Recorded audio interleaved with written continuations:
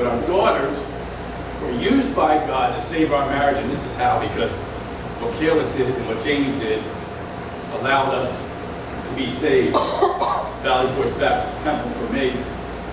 Kathy was saved at the mission, and I don't know, I think John had to go tonight. But when Kathy got to the mission, she asked God for an angel, and the first person she saw was John Douglas. John Douglas told me he's a fallen angel, and I said, John, don't get started with the fallen angels. That's a whole nother sermon. So April 3rd, I'm in Valley Forge Baptist Temple, and I always blame this man Keith because God used Keith to find me. And he took me to this church. 9:30 at night, I accepted Christ as my Lord and Savior. Less than 12 hours later, Kathy did the same thing in Atlantic City. You get that? I didn't know she was doing that. She didn't know what I was doing, but God did. Saved us within 12 hours of each other. You can't tell me that was made up. That's not a coincidence. That's God's plan. July 12th, 2 years ago, like I said earlier, we renewed our vows. Keith told the story. I couldn't find a job in Pennsylvania, couldn't get an apartment, so I'm coming down here. I don't have a job. Kathy's living in a room, Fox Manor, about a 200 square foot room. I'm living in a car, I'm living on Black Horse Pike, I'm living under, I don't know. I have no clue. We're renewing our vows on Saturday. Thursday, she gets keys to an apartment that she's been trying to get for a year. That's not a coincidence. We moved down here Sunday after renewing our vows on Sunday, July 13th. This right here. This is called God's Knot. This is a unity ring that we renewed our vows with. It's the unity for man and woman and God as one in the marriage. I didn't do that the first time I married her. But since I did that, the plan has been unbelievable. God answers prayers in His time, only if you're faithful on a daily basis.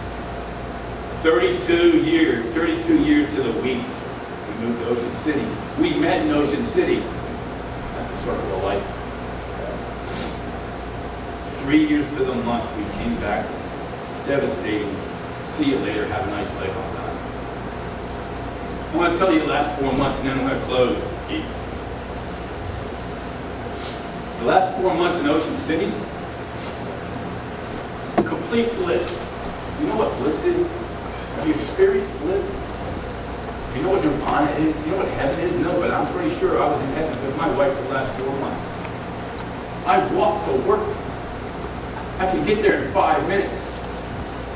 I look up every day and I laugh because I've never been happy in my job. I've never been less stress-free, and even Mary tries to stress me all the time, but she can't do it. But I love her. That's my boss. She owns the business I work at. She's in this room. I've never been happier in my life than the last 4 months.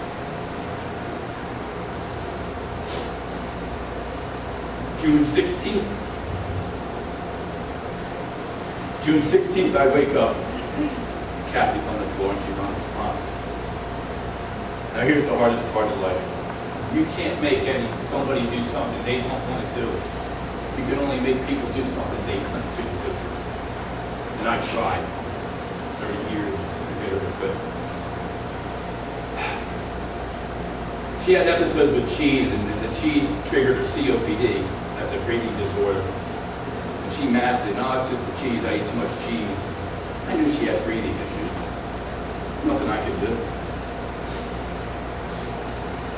So I wake up Thursday morning. Jay, what are you going to do? I guess I'm going to call an emergency because I can take my wife to the hospital. That wasn't in the plan. I get to the hospital and they say, she's very sick. I talked to the attending doctor, and the attending doctor said she had a massive stroke. I know what that means. I said, doctor, she a vegetable. She couldn't tell me that. I knew she was.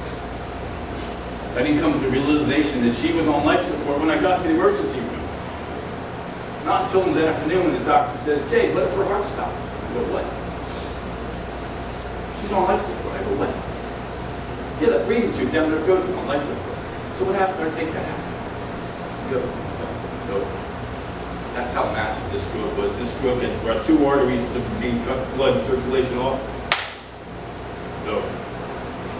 Well, Doc, what happens if we perform surgery and we have 100% successful surgery? They said, 100% success, she's a vegetable. Are you kidding me? So Thursday night, I have to make some choices. Thursday afternoon, I realized she's on life support. It took me 8 hours to realize that my wife is on life support. And now I got to make a decision because it's not if, it's when.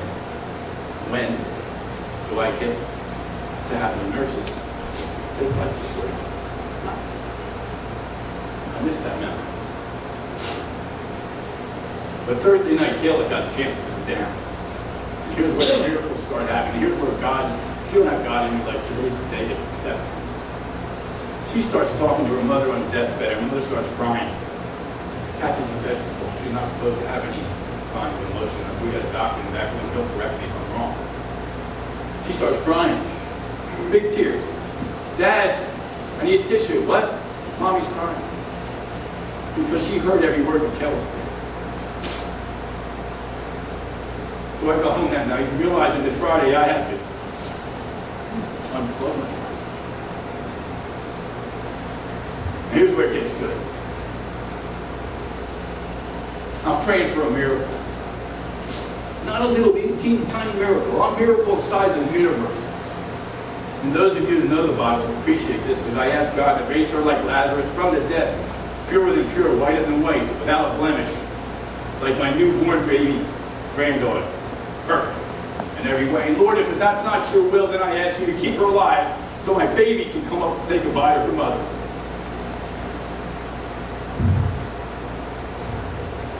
That's what I got to do Thursday night. So Friday morning I wake up. Jake, what are you going to do today? I'm going to take life support. I had incredible support that day from the pastor and a lot of people in the place that came and spent time with me that day, and I thank you for that. 1:30 the girls show up. Michaela was kind enough to pick the youngest baby up, Jamie, youngest. Brought her in. Jamie came in trembling. Hadn't seen her mother in 3 years. I said, go talk to your mother. Say goodbye. Jamie went over. It lasted about a minute. I don't think it lasted a minute. I told her mother she loved her. We sat around for a few minutes and Jamie couldn't take it. They had to go. So 2:30, called the nurses in. Take life support out.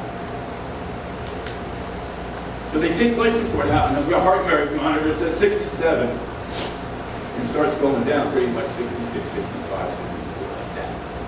And I start talking to Kathy, and I tell her how much I love her and how great a woman she is, and you heard how great a woman she is. That's all I understand. Everything you heard tonight. Just the tip of the iceberg of what an awesome woman she is. And I don't know what I said.